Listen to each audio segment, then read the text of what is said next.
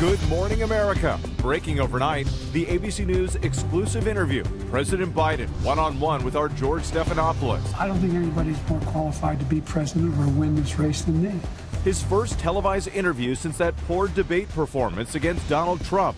The future of his campaign and the Democratic Party at stake.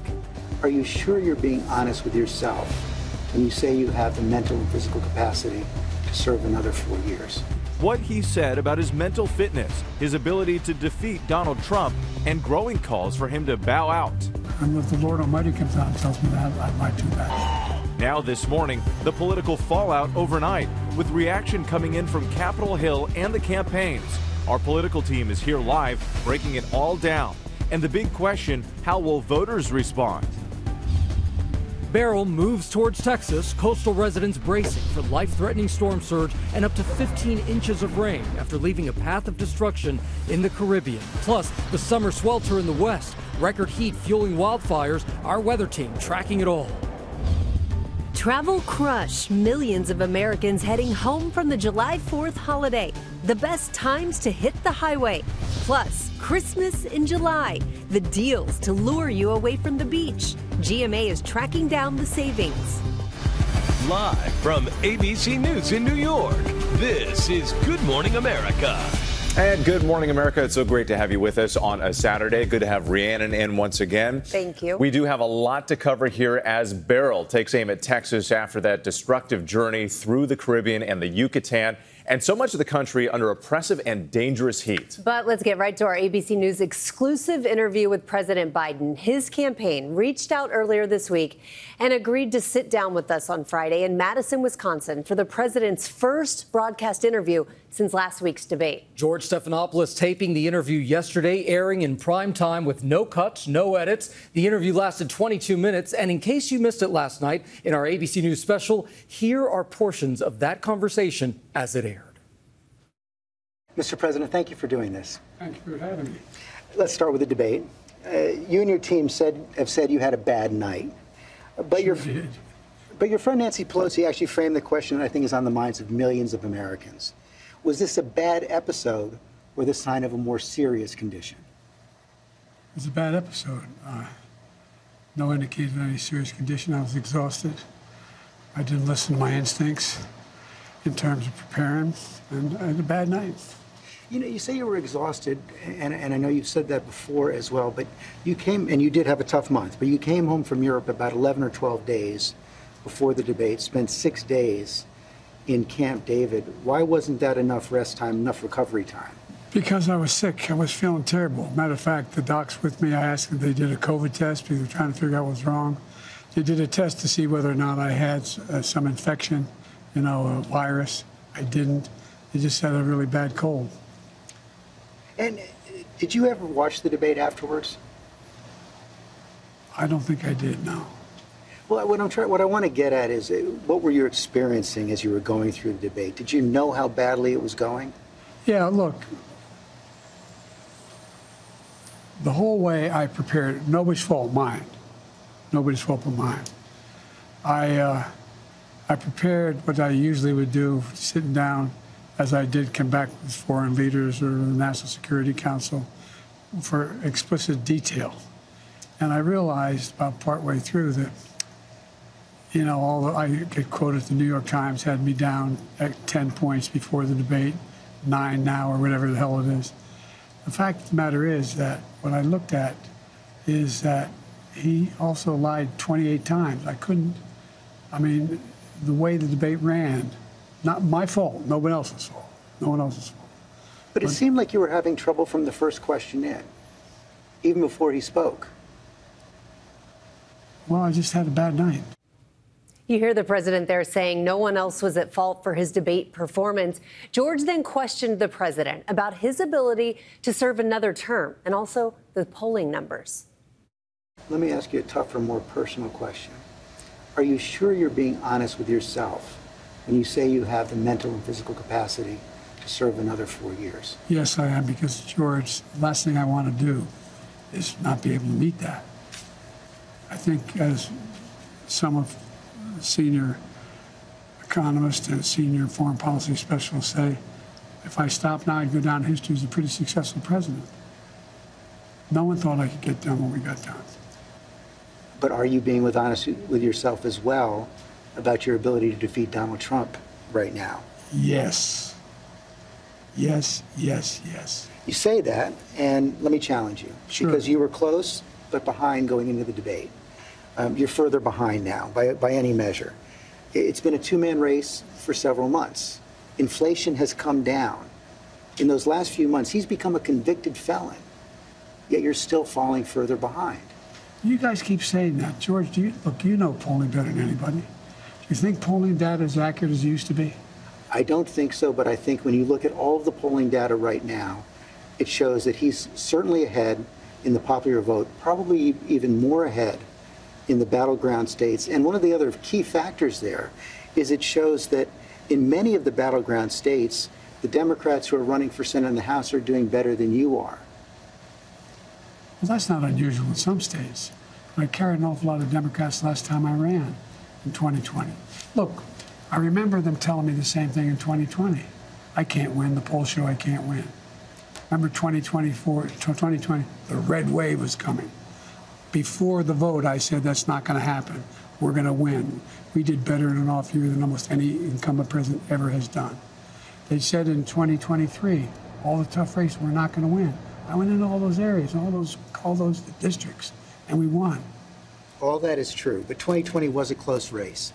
And your approval rating has dropped significantly since then. I think the last poll I saw was at about 36%. The number of Americans who think you're too old to serve has doubled since 2020. Wouldn't a clear-eyed political calculus tell you that it's going to be much tougher to win in 2024? Not when you're running against a pathological liar. Not when he hadn't been challenged in a way that he's about to be challenged.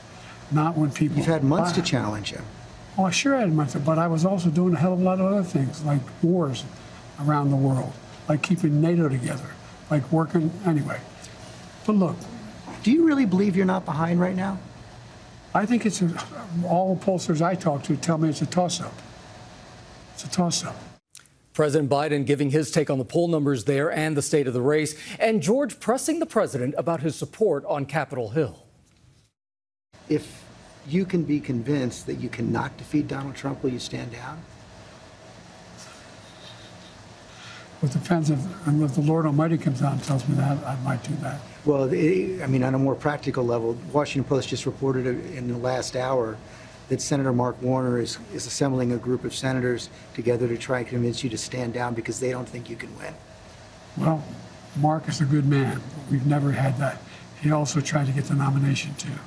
Mark's not. Mark and I have a different perspective. I respect him. And if Chuck Schumer and Hakeem Jeffries and Nancy Pelosi come down and say, we're worried that if you stay in the race, we're going to lose the House and the Senate, how will you respond? I go into detail with them. I've spoken to all of them in detail, including Jim Clyburn. Every one of them. They all said I should stay in the race. Stay in the race. None of the people said I should leave. But if they do? Well, it's like, they're not going to do that. You sure? Well, yeah, I'm sure. Look, I mean, if the Lord Almighty came down and said, Joe, get out of the race, I'd get out of the race. The Lord Almighty's not coming down. I mean, these hypotheticals, George, if all... But it's not that hypothetical anymore. I grant that they have not requested the meeting, but it's been reported... I've met with them. I've met with a lot of these people. I've talked with them regularly. I had an hour conversation with Hakeem. I had more time than that with Jim Clyburn. I spent time with many hours, off and on, the last little bit, with Chuck Schumer. It's not like I had all the governors. All the governors. I agree that the Lord Almighty is not going to come down, but if you are told reliably from your allies, from your friends and supporters in the Democratic Party, in the House and the Senate, that they're concerned you're going to lose the House and the Senate if you stay in, what will you do? I'm not going to answer that question. It's not going to happen. And we should point out that ABC News also offered a one-on-one interview to Donald Trump after the debate, but he declined. Let's get some reaction and analysis now with ABC's Rachel Scott and our political director, Rick Klein. Good morning to you both. Rachel, let's start with you because the big question here, did this interview do enough to ease fears of Democrats and major donors? Ease concerns barely. Erase them? Absolutely not. I was talking to several Democratic lawmakers who were watching this interview in real time and responding to me with their reaction. They said that the president seemed like he was in denial about the state of affairs. One Democrat telling me that if the bar was for the president to do only slightly better than what he did on that debate stage, it shows just how low the bar is. Another Democratic lawmaker telling me that the common denominator between all of these concerns is something that the president cannot change, no matter how many interviews that he does, no matter if he does another debate, no matter how many campaign rallies. And that is because they say this has to do with what happens with age, when you start to decline. Another Democrat saying that this notion that only I alone can fix it, that the president may have conveyed there, was a line from Trump's playbook. And of course, it is not just Democratic lawmakers, it's also donors. I had one donor in California write to me overnight, Damon Lindelof. He attended the president's fundraiser just last month, and he said, if president believes that only the Lord Almighty can convince him to step aside, he says that we better start going to our mosques and our churches and start praying with. That's strong words right there. And Rick, as we heard there in that exchange with George, Biden also dismissed the recent polls. So give us a reality check right now in terms of where things stand in the race. He is losing. Make no mistake about it. You know, things were getting closer right before the debate, right after Donald Trump was convicted. Donald Trump was falling behind even a little bit to Joe Biden. But right now, Biden trails by about 2.5 points in the 538 national polling average. And in every single battleground state, he is behind Donald Trump. These are publicly available polls. I know that the Biden campaign has put out memos, cherry picking some pieces of it to say that things aren't as bad. But to suggest that things have gotten better or that this is still a tied race is just not accurate. So Joe Biden himself is either too cloistered to be seeing the reality right now, or, as Rachel said, he is in outright denial about his political predicament. Yeah, and that's fueling a lot of these fears. And Rachel, what about former President Donald Trump and his campaign? How are they responding to all of this turmoil?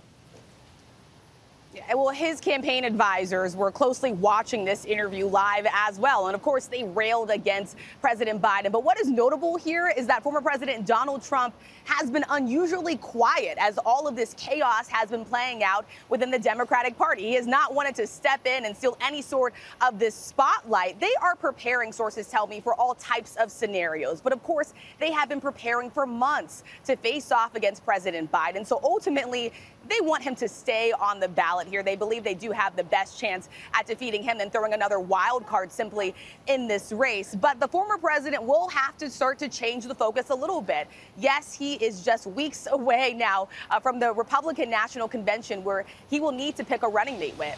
Okay, Rick, speaking of those scenarios, if, and that's a big if, Biden were to drop out, how would that play out? Give us the timeline. But the clock is ticking for Democrats. Rachel mentioned the Republican convention. The Democratic convention is not till the middle of August. You've got 6 weeks or so before there's an actual vote to make someone the nominee. But the Democrats are actually scheduled to start voting virtually on the nomination just 3 weeks from now. So that's one of the deadlines that starts to come in. And if you're going to replace someone on the ticket, it's far easier to do that before you have that nominating convention. If you do it afterward, it becomes a very closed-off process. So that's part of the pressure right now. It's not just that the electoral calendar, you see November looming for so many Democrats. It's that right now is the best and maybe the only clean opportunity the Democrats have to make a change before November. We'll see what happens in the coming days and the weeks ahead. Rick Klein, Rachel Scott for us, thank you so much. We appreciate it. And we'll have much more from the interview in our second hour. Plus, we'll air George Stephanopoulos' interview with President Biden again on Sunday on This Week, along with more analysis from our Powerhouse Roundtable, the reaction, and what comes next. Gio? All right, we had a big show tomorrow. Now to Beryl, the massive storm now on its way to the U.S. with the Texas Gulf Coast in its sights. ABC's Melissa Adon joins us now from Galveston, Texas, with the latest on the storm's trail of destruction. Melissa, good morning to you. Good morning, Gio. Look, Hurricane Beryl, this is a tropical storm, Beryl. It is expected to intensify to a hurricane, and that is what the people here in Texas are preparing for, urging people, if you're in the bullseye for the storm, to heed those warnings. Don't write it out as the storm is intensifying. Overnight, Texas residents bracing for Beryl, now a powerful tropical storm that came barreling through the Caribbean and Mexico, leaving behind a trail of destruction. Residents in South Texas boarding up as the storm is expected to re-intensify as it takes aim at the Texas coast. Hurricane watches issued in several counties as the storm is expected to strengthen to a Category 1 hurricane later this weekend. The storm surge along the coast could be devastating. In Corpus Christi, residents lining up for miles, hoping to get their hands on sandbags, only to find out the county ran out after distributing 10,000 bags earlier in the day. Communities along the Texas coast bracing for a dangerous storm surge, flooding, and forceful winds. Beryl now moving through the Gulf of Mexico. Overnight, the storm slamming popular Mexican destinations on the Yucatan Peninsula as a Category 2 hurricane, bringing heavy wind and pounding rain. Nearly half of the resort city of Tulum is without electricity. Earlier in the week, at least 11 people were killed following Beryl's violent path through eastern Caribbean. Shredding roofs off in homes in Jamaica, Beryl decimating entire neighborhoods in the islands of Grenada and in St. Vincent and the Grenadines. Everything was just flying all over the place. I mean, you're looking at a tank full of water, and this thing is lift that up and have it swollen in the air. I've never seen anything like this in my life. Now, officials here in Texas already warning people of the serious rip current and strong surf that is expected just this weekend. All of this, Rhiannon, as Beryl is right now refueling in these hot Gulf waters. Rhiannon. Our thoughts with everyone in the storm's path. Melissa, Don, thank you for that. Out west, the heat and dry conditions are helping to fuel hundreds of wildfires that are burning all across California. Shocking video as thousands of people have been forced to flee their homes. ABC's Jacqueline Lee is in Los Angeles with the latest on this. Good morning, Jacqueline.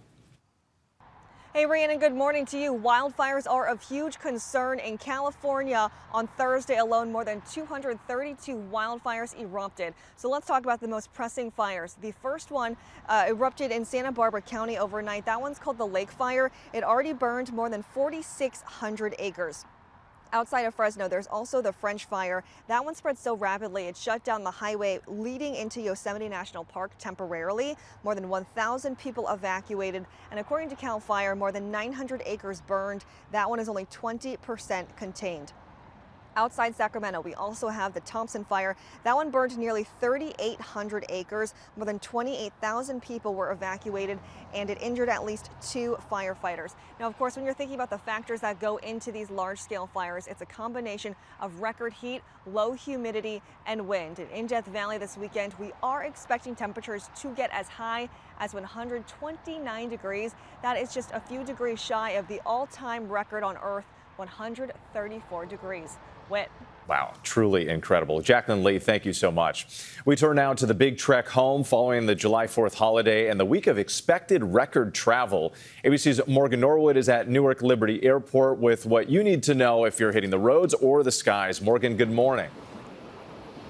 Hey, Whit, good morning to you. That's right. The post-holiday travel rush is on with millions of Americans making their way home from their July 4th destinations. TSA expects to screen more than 3 million passengers tomorrow. That's going to be the peak travel day. And look, we are already keeping an eye on cancellations and delays. So far, it's looking pretty good. But with storms looming in the forecast in parts of the Northeast, that number, of course, could change. For now, we know airlines are getting ready. American Airlines is looking at tomorrow as the busiest day of the summer for them, with more than 6,500 flights taking off. Going to be busy for Delta and United as well. But far more travelers, more than 60 million, will be taking that road trip over this holiday stretch, up 2.8 million more than last year, which of course means you're going to have to plan around traffic, right? I always say up early, leave late. Morning is going to be the best time to get going. Before 10 is ideal. 7 p.m. or later is also a safe bet.